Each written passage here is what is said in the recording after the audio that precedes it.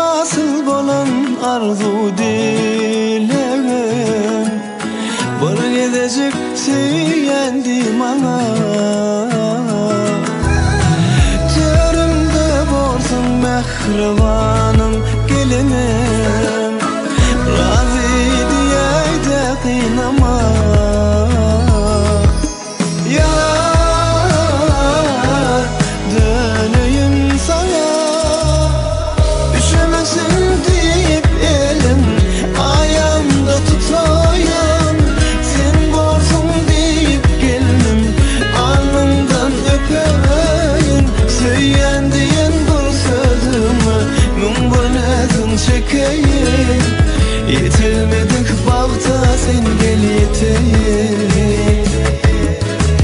Üşümesin deyip elim ayağımda tutayım. Sen borsun deyip geldim, alnımdan öpeyim.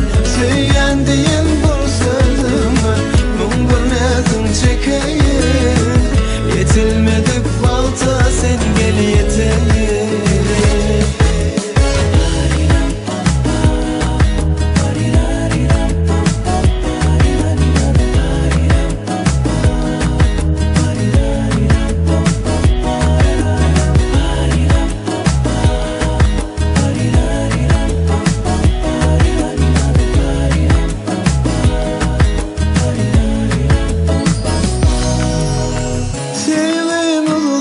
Gider yıldan yıllara, batımız bağlasak biz bile. Yeryüzü cennet var yarım ikimize, evlenip yaşasak bile. Yar döneyim sana, üşümesin deyip elim ayağımda tutayım. Sen borsun deyip geldim, alnımdan öpeyim. Söyleyen diyen bu sözümü min bir nezin çekeyim. Yetilmedik bağda sen gel yeteyim.